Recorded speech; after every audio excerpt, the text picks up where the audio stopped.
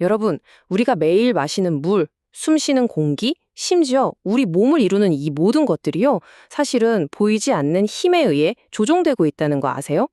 그 중심에는 아주 미세한 원자들 사이에 힘겨루기가 숨어 있습니다. 바로 전자의 줄다리기죠. 자, 그래서 오늘 이 시간에는요, 이 전자의 줄다리기가 도대체 뭔지, 그리고 이 불공평해 보이는 힘겨루기가 어떻게 모이고 모여서 결국 우리가 사는 세상을 만들어내는지, 그 흥미진진한 과정을 5단계로 나눠서 한번 파헤쳐 보겠습니다. 좋습니다. 그럼 바로 본론으로 들어가 볼까요? 화학결합이라는 거 어렵게 생각할 것 없어요. 그냥 원자들이 전자를 놓고 버리는 치열한 줄다리기라고 생각하시면 딱 맞습니다. 근데 여러분, 실제 줄다리기도 그렇잖아요. 양쪽 침 힘이 똑같지 않으면 줄이 한쪽으로 끌려가죠. 원자들의 세계도 똑같습니다. 전자를 공유하긴 하는데 이게 항상 공평하지만은 않아요. 힘이 더 센 원자가 전자를 자기 쪽으로 확 끌어당기거든요. 바로 이 힘의 불균형 때문에 아주 다양한 종류의 화학결합이 생겨나는 겁니다. 그럼 이런 질문이 생기죠. 그래서 누가 더 힘이 셈 돼요? 그쵸? 이 줄다리기에서 어떤 원자가 더 유리한지 어떻게 알 수 있을까요? 과학자들은 이걸 아주 간단하게 전기음성도라는 일종의 전투력 점수로 매겨놨습니다.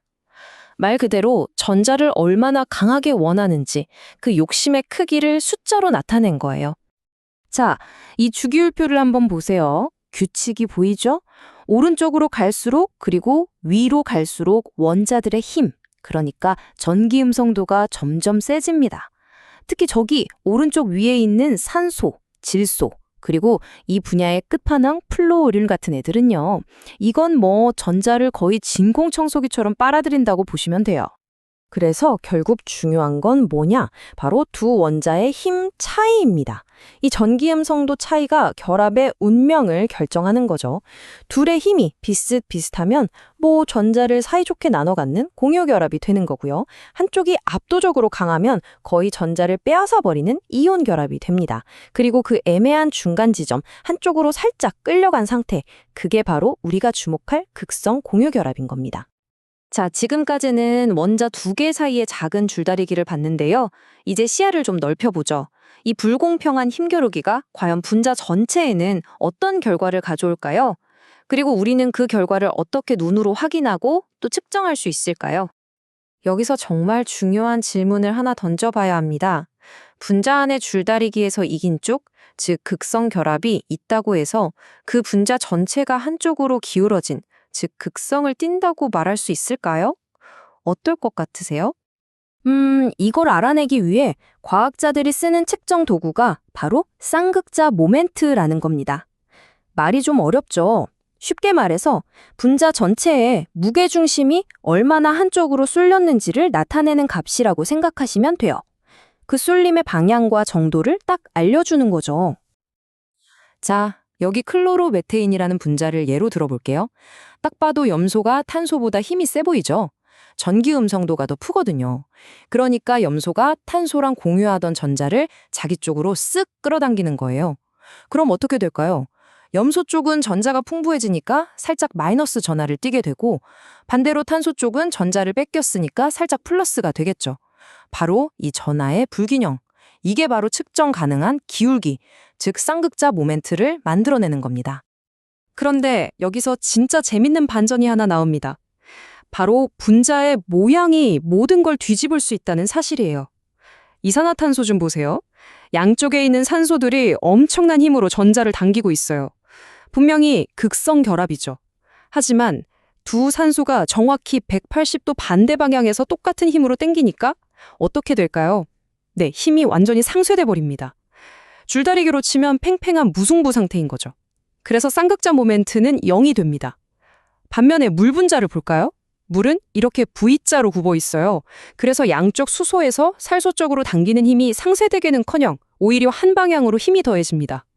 결과적으로 아주 강력한 쌍극자 모멘트를 갖게 되죠. 와, 정말 신기하죠? 단지 모양이 다르다는 이유 하나만으로 성질이 완전히 달라져 버리는 거예요. 자, 지금까지는 전자가 이쪽 아니면 저쪽 딱 정해진 곳으로 쏠리는 경우를 봤는데요. 이제부터는 조금 더 복잡하고 흥미로운 상황으로 들어가 보겠습니다.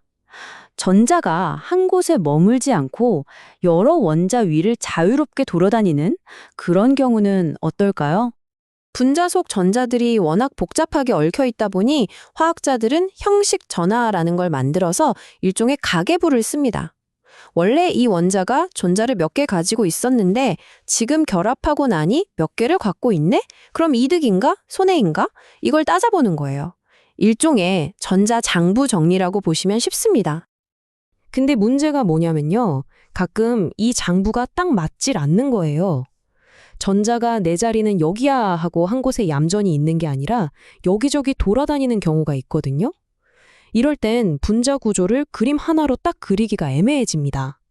이렇게 그림 하나로는 도저히 설명이 안 되는 상황을 해결하기 위해 등장한 개념이 바로 공명이라는 겁니다. 정말 기발한 아이디어예요. 대표적인 예가 바로 오존입니다. 지금 보시는 두 가지 구조, 오존 분자가 1번이었다가 2번이었다가 이렇게 왔다 갔다 하는 게 절대 아니에요. 그게 핵심입니다. 실제 오존은 이 두 구조의 평균 혹은 중간 상태로 존재합니다. 딱 좋은 비유가 있는데 파란색 물감이랑 노란색 물감을 섞으면 녹색이 되잖아요. 녹색이 파란색이었다가 노란색이었다가 하는 게 아닌 것처럼 오존도 그냥 두 구조가 합쳐진 하나의 새로운 상태인 거죠. 이 공명의 위력은 탄산이온 같은 분자에서 제대로 나타납니다. 여기 마이너스 전하라는 무거운 짐이 있다고 생각해 보세요. 공명이 없다면 산소 원자 하나가 이 짐을 혼자 끙끙대며 짊어져야 할 거예요. 불안정하겠죠? 하지만 공명 구조 덕분에 세 개의 산소 원자가 야, 같이 들자 하면서 이 짐을 공평하게 나눠서 듭니다. 부담이 확 줄겠죠? 이렇게 전하라는 짐이 여러 곳으로 분산되는 걸 비편재화라고 부르는데 이게 분자를 엄청나게 안정적으로 만들어주는 핵심 비결입니다. 자, 지금까지 전자의 쏠림, 즉 극성에 대해 알아봤는데요. 이 개념이 사실은 화학에서 가장 중요하다고 할 수 있는 산과 염기의 성질과 아주 깊숙이 연결되어 있습니다. 어떻게 연결되는지 한번 보시죠. 원리는 정말 간단합니다. 전자가 쏠려서 전자가 풍부해진 쪽, 즉 마이너스 성질을 띠는 것은요, 플러스 성질을 띈 양성자를 좋아하겠죠? 그래서 양성자를 받아들이는 염기가 됩니다. 반대로 전자를 뺏겨서 플러스 성질을 띠는 곳은 양성자를 쉽게 잃어버리는 산이 되는 거고요. 결국 전자의 분포가 모든 걸 결정하는 셈입니다. 재미있는 건 이 산과 염기의 정의도 계속해서 진화해왔다는 거예요.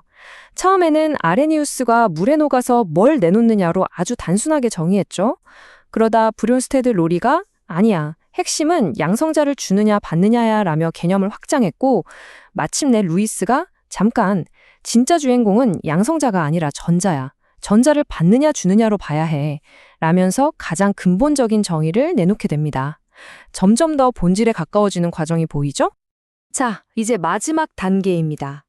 원자 하나에서 시작된 이 전자의 줄다리기가 결국 우리 눈에 보이는 세상, 즉 분자들이 서로 어떻게 어울려 살아가는지에 어떤 영향을 미치는지 살펴보면서 이야기를 마무리해볼까 합니다. 분자들이 저마다 플러스 마이너스 극을 갖게 됐으니 이제 무슨 일이 벌어질까요? 그렇죠. 분자들끼리 서로 끌어당기기 시작합니다. 마치 작은 자석들처럼요. 이렇게 극성 분자끼리 끌어당기는 힘도 있고 심지어 극성이 없는 분자들 사이에서도 순간적으로 생기는 아주 약한 힘도 있어요. 그런데 이 모든 힘들을 압도하는 아주 특별하고 강력한 인연이 있습니다. 그 이름은 바로 수소 결합입니다. 이건 그냥 평범한 인력이 아니에요. 극성 때문에 생기는 힘 중에서도 정말 강력한 스페셜한 결합이죠. 우리에게 익숙한 물이 다른 액체와 전혀 다른 독특한 성질을 갖는 이유도, 그리고 생명의 설계도인 DNA가 그 아름다운 이중 나선 모양을 안정적으로 유지할 수 있는 이유도 전부 이 수소 결합 덕분입니다. 정말 중요하겠죠? 자, 그럼 모든 조각이 맞춰졌네요. 정리해볼까요? 모든 건 원자 하나가 가진 전기 음성도라는 아주 단순한 성질에서 시작됐습니다. 이 작은 흉 차이가 분자 전체의 극성이라는 성격을 만들고 그 성격이 결국 분자들이 모여 만드는 물질의 특성, 나아가 생명의 구조까지 결정해버린 겁니다. 정말 거대한 나비 효과 같지 않나요? 원자들 사이의 아주 작은 힘겨루기가 생명의 설계도인 DNA 구조를 결정한다니 정말 생각할수록 놀랍지 않으세요? 오늘 우리가 함께 따라가 본 이 전자의 줄다리기처럼 어쩌면 우리가 당연하게 여기는 이 세상의 모든 거대한 현상들 뒤에는 아직 우리가 이해하지 못하는 더 작고 근본적인 규칙들이 숨어 있는 건 아닐까요? 여러분은 어떻게 생각하시나요?